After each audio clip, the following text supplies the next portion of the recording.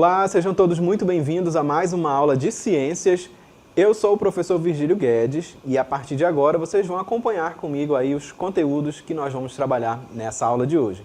Então, nossa aula 10 traz aí como objeto de conhecimento célula como unidade da vida e o detalhamento tipos de tecido. Então, esses aí são os conteúdos que nós vamos estudar. Fiquem ligados, a nossa aula começa agora.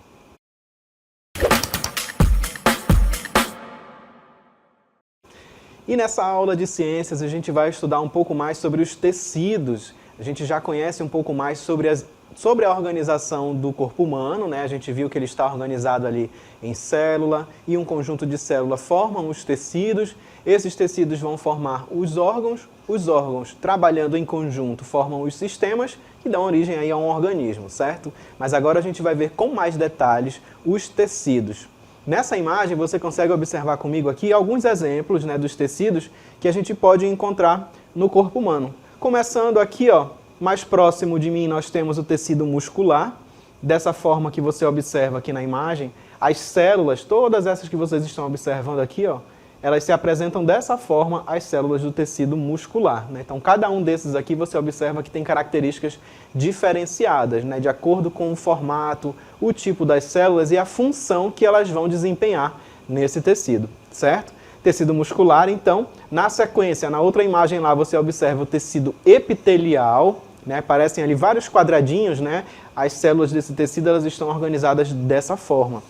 Logo depois, né, na outro lado, lá na imagem, a gente tem o tecido neural, também conhecido como tecido nervoso, né, onde a gente vai encontrar o neurônio, que é a célula principal desse tecido. Você consegue observar ela ali naquela imagem. E lá no fim, lá no cantinho da nossa imagem, você observa o tecido conjuntivo, certo? Tecido também bem importante aí, característico, com funções específicas aí no corpo humano, tá bom? Só para a gente ter uma visão geral aí desses tecidos, mas nessa aula a gente vai observar com mais detalhes cada um deles, né, suas características, a função, os órgãos onde eles estão localizados. O primeiro que a gente vai observar com mais detalhes é justamente lá o tecido epitelial, aquele que eu mostrei, as células todas próximas ali umas às outras, né, como se fosse todo aquele quadriculado, né, justamente aquelas células justapostas formando esse tecido. Então vamos ver agora com mais detalhes o tecido epitelial. Olha só. A principal função do tecido epitelial é revestir a superfície externa do corpo, as cavidades corporais internas e também os órgãos. Além disso, ele apresenta uma função secretora, né? Então, como a gente pode observar, né, o tecido epitelial, a gente pode observar aí nesse texto, a principal função dele é revestir a superfície externa do corpo, como a nossa pele, né? A gente tem aqui, a nossa pele vai estar formada, então, por tecido epitelial. Então, a gente já sabe, né, que a função aqui da pele é proteger o nosso corpo. Então, a gente tem essa função aí relacionada com o tecido epitelial, de revestir o nosso corpo, protegendo ali contra atritos, né, contra atividades mecânicas, por exemplo. Certo? Além disso, a gente pode observar lá naquela imagem ainda alguma função lá do nosso tecido epitelial. Além de fazer esse revestimento da superfície externa do corpo, a gente vai ter as cavidades corporais também, internas, né, do corpo, e os órgãos que vão ser formados aí por tecido epitelial. E além disso, essa função secretora que a gente vai ver também com mais detalhes. Nessa imagem aí que a gente estava observando, a gente pode observar as células, né, do tecido epitelial. E aí você consegue visualizar que elas estão bem próximas umas às outras, né? Então, cada quadradinho desse aí que você está visualizando é uma célula do tecido epitelial, né? E como ele tem essa função de proteção, né, de revestir e proteger, é justamente por isso que as células encontram dessa forma, né? Elas estão aqui, bem apertadas aqui, bem próximas umas às outras. E no interior dessa célula, aí na imagem, você consegue observar, o núcleo, né, bem no centro aí dela. E a gente está marcando para a gente conseguir visualizar melhor. Então elas se apresentam bem próximas umas às outras, né, o que a gente chama aí de justapostas, certo? E tem pouca matriz intercelular entre elas, né? Justamente essa principal característica aí das células do tecido epitelial, ficarem bem unidas, bem próximas umas às outras para garantir essa proteção e revestimento aí do nosso corpo. certo? Vamos ver aí as funções do tecido epitelial na imagem a seguir. Tem função de secreção, né? Justamente nessa região do estômago é onde vão produzir ali substâncias, né? Elas vão secretar essas substâncias, no caso, certo? As substâncias que foram produzidas precisam ser secretadas. Lá, justamente no estômago, o tecido epitelial vai ter essa função. Além de secreção, em uma outra região, ali, um outro órgão, ele vai ter uma função de secreção e absorção, né, lá no intestino. Então, além de secretar, ele vai absorver, né, absorve ali outra substância, absorve água, por exemplo.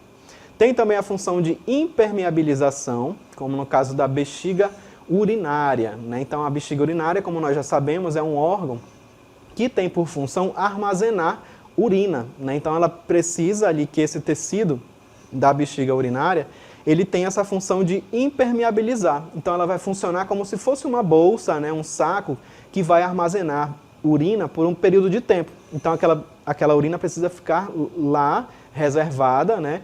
E esse tecido, né, desse órgão precisa ser impermeável, não pode deixar a água passar, né, justamente para ela ter essa função de armazenamento. Então a gente diz também que o tecido epitelial tem essa função de impermeabilização lá onde encontra-se, né, na bexiga urinária. Além disso, tem proteção contra micro-organismos, contra a perda excessiva de água, além de proteção mecânica, né, como a gente já falou anteriormente, essa proteção mecânica aí, no caso, quando a gente tem esse revestimento, que é a nossa pele que nos protege, né, protege ali contra atritos, né, contra baques, por exemplo, certo? Então a gente tem essa função aí do tecido epitelial. E aí a gente pôde observar um pouco mais dessas características, nós vimos como estão organizadas as células do tecido epitelial, né? E a gente vai ver ainda mais características desse tecido. Olha só.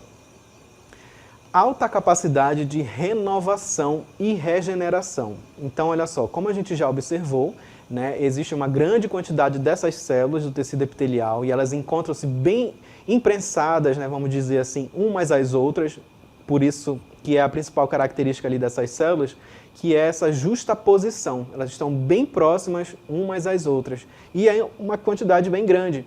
E como elas têm essa função de proteção e revestimento, né, elas estão aí na nossa pele, a nossa pele ela precisa estar sempre renovando, certo? Esse processo de renovação ela acontece por um processo de divisão celular que é conhecido como mitose. Tá bom? Então, através da mitose, ela vai gerar novas células e ele vai estar constantemente se renovando, certo?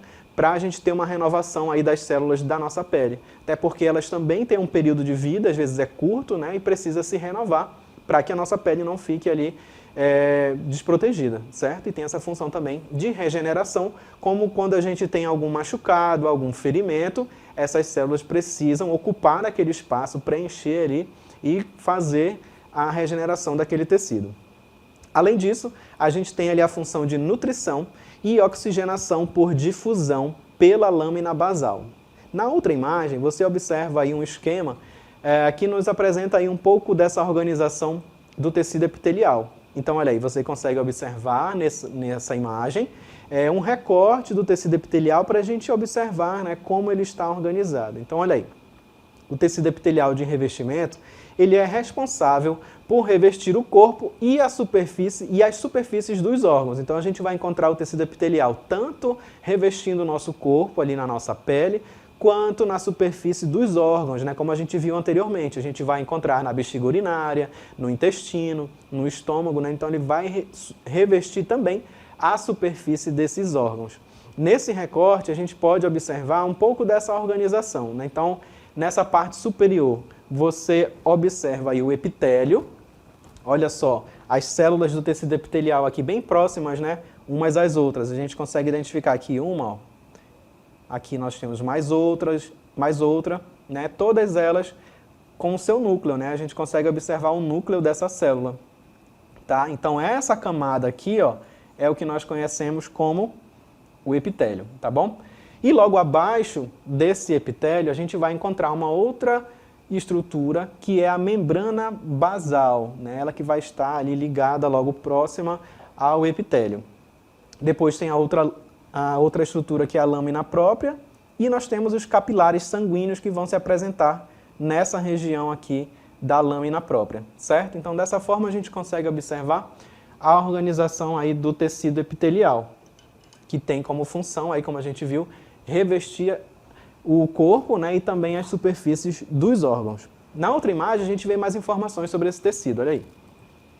Por esse motivo, ele está relacionado com a proteção, a absorção de substâncias e até mesmo com a percepção de certos estímulos, né? Então, como a gente já sabe, né, o tecido epitelial que forma aí a nossa pele, e a nossa pele ela também é um órgão, né, do nosso corpo aí que vai ter essa função de interagir com o meio externo, né? Então a gente consegue perceber estímulos, né, através dessa sensibilidade que a gente encontra, né, devido à presença ali desses sensores que a gente vai encontrar, certo?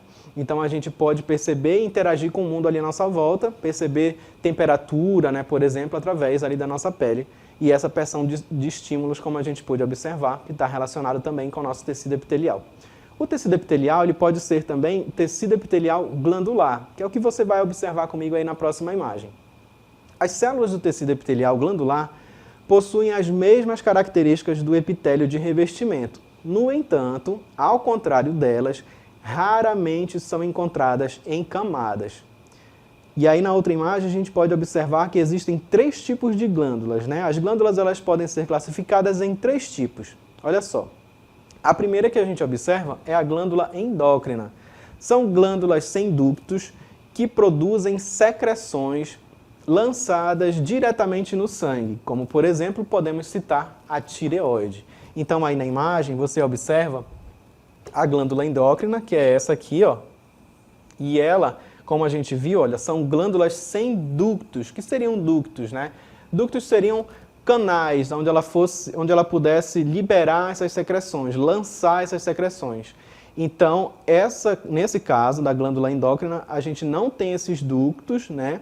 E ela vai lançar essas secreções diretamente no sangue, como a gente está observando.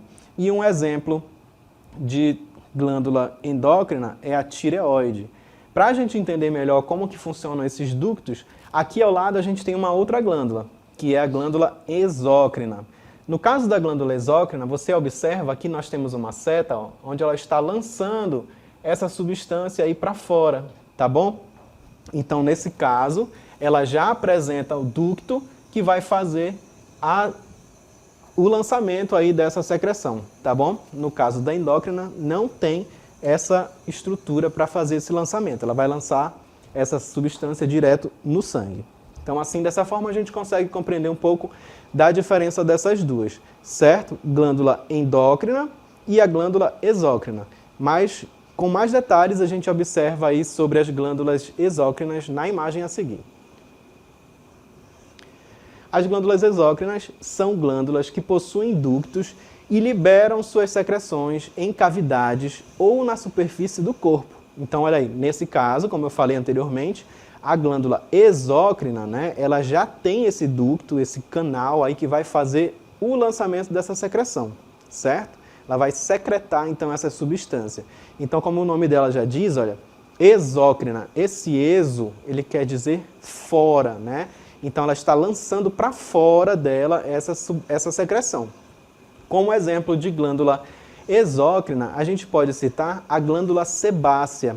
Né? A glândula sebácea é um tipo de glândula que a gente vai encontrar na nossa pele, né? São glândulas ali produtoras de sebo, né? Que vão eliminar esse sebo como função ali também de proteção, né? E revestimento da nossa pele, certo? Então, para a gente entender essa diferença de glândulas endócrinas e exócrinas. Mas a gente tem um outro tipo de glândula que ela pode ser tanto exócrina quanto endócrina, que é uma glândula mista, como a gente observa aí, ó, o pâncreas, que é o exemplo de glândula mista. Essa glândula possui uma porção endócrina e uma porção exócrina, como, por exemplo, a gente pode citar o pâncreas, né, como eu falei anteriormente. Nessa imagem agora, a gente consegue observar algumas das glândulas do corpo humano. Olha só, a gente tem essa imagem, mostrando aí pra gente tanto o corpo masculino quanto o corpo feminino, para a gente verificar a localização ali das glândulas no nosso corpo. E aí a gente começa pela hipófise, né, que está localizada aí nessa região da nossa cabeça, nessa região aqui a gente encontra a hipófise. Logo mais abaixo a gente vai ter a tireoide e paratireoides, nessa região aqui, ó, do pescoço. Né? Ela tem um formato ali de uma borboletinha, fica localizada ali nessa região do pescoço. Tem também aí uma função muito importante no nosso organismo. A gente observa aqui as glândulas suprarrenais, suprarrenal porque elas estão localizadas acima do rim, dos rins no caso, né? Então, ó, suprarrenal vem logo ali em cima do rim. Temos o pâncreas, né? E aí a gente já vai ter aqui uma diferença, né? Observa que a gente tem uma imagem de um homem e de uma mulher. No homem a gente vai ter uma glândula que é o testículo, né? Ela é produtora ali de o testículo vai ser produtor ali tanto do espermatozoide, né? E também de um hormônio que vai dar as características sexuais masculinas, né? Que é a testosterona.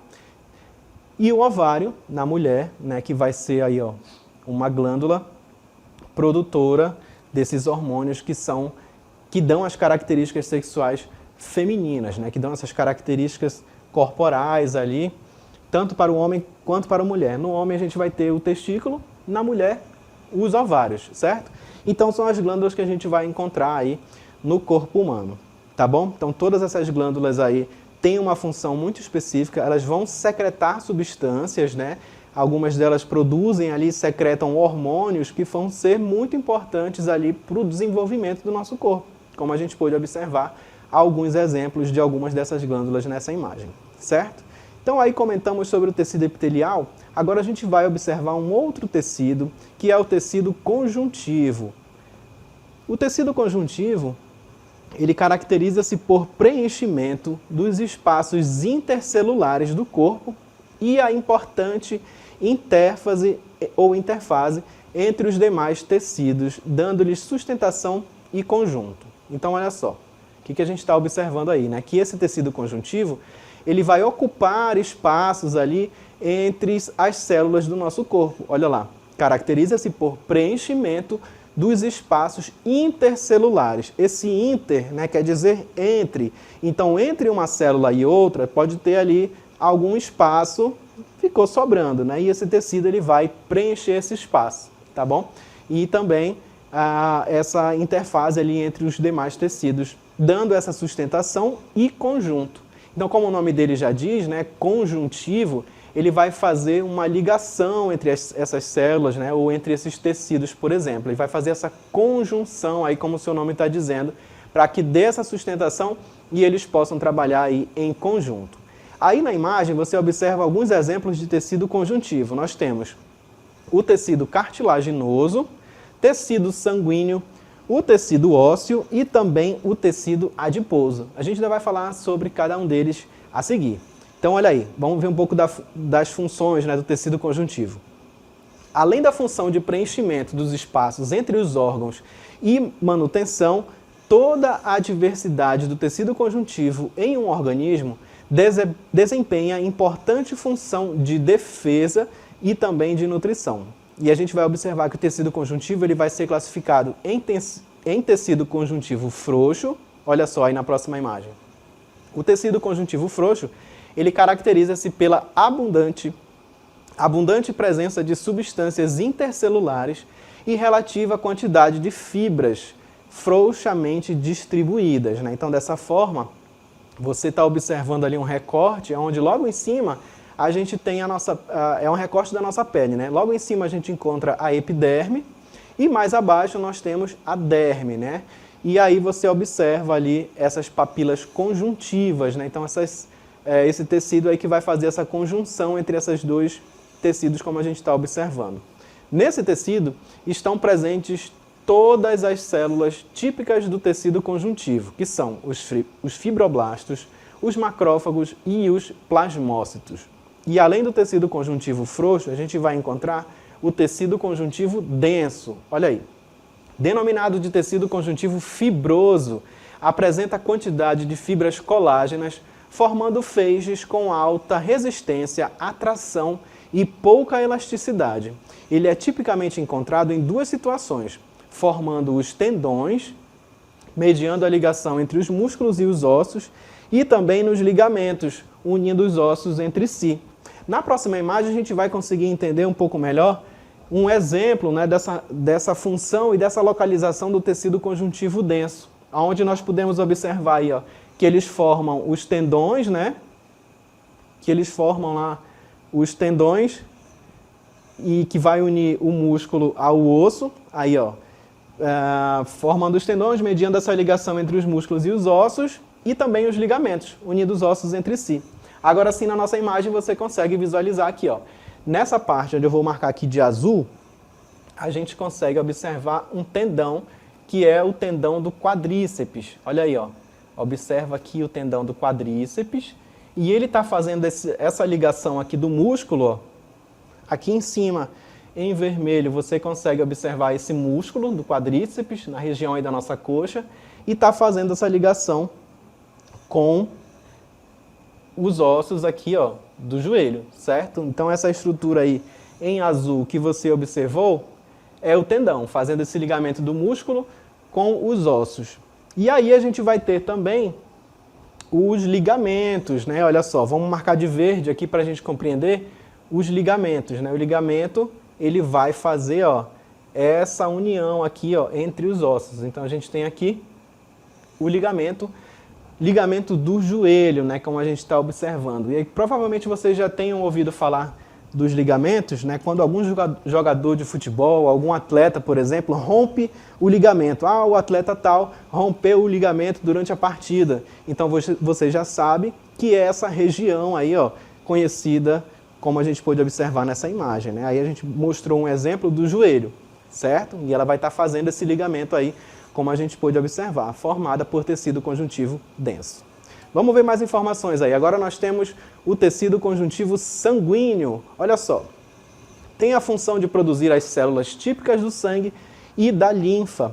E existem duas variações, tecido hematopoético mieloide e tecido hematopoético linfóide.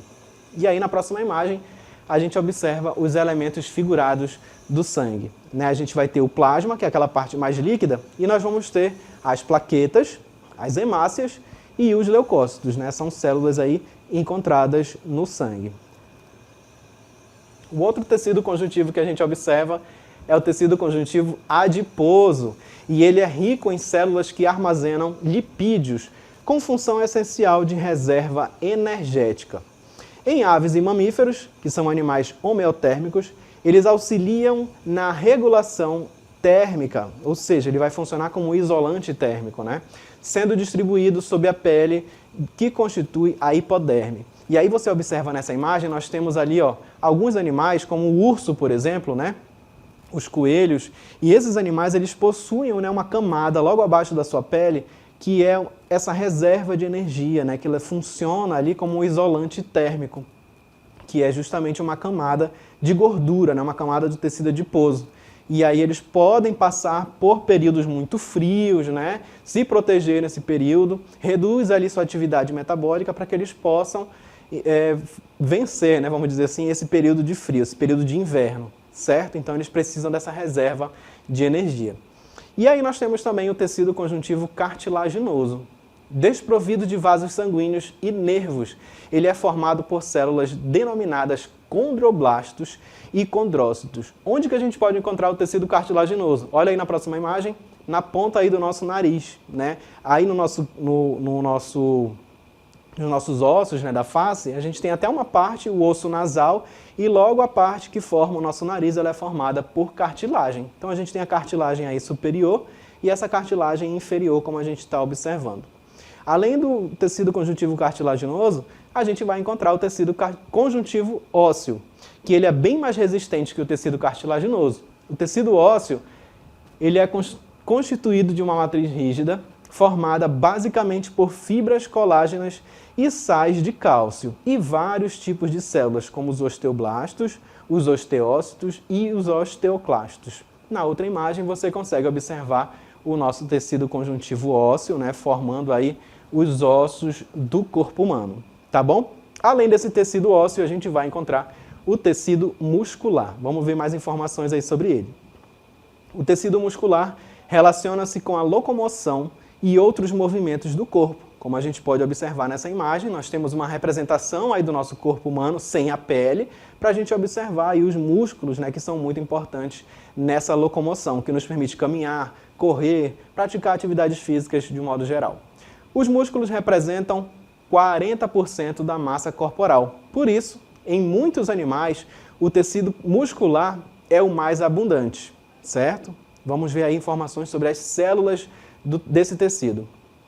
As células do tecido muscular são alongadas e recebem o nome de fibras musculares ou miócitos.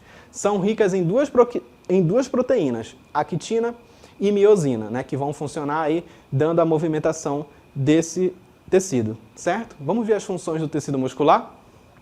Movimento do corpo, estabilização e postura, regulação do volume dos órgãos e produção de calor, né? Então são algumas das funções aí do nosso tecido muscular, né? Os músculos que vão revestir, vão cobrir os nossos ossos, né? Vão nos dar essa função aí de movimentação também, como a gente pôde observar. Então a gente tem aí algumas das funções do tecido muscular, certo? Para a gente poder compreender. E a gente viu que no tecido muscular, né, as células vão receber um nome diferente, né? Como a gente pôde visualizar. Vamos ver aí mais informações sobre esse estudo do tecido muscular. Olha aí. No estudo do tecido muscular, os seus elementos estruturais recebem uma denominação diferenciada. Entenda cada uma delas a partir da próxima imagem. Olha aí.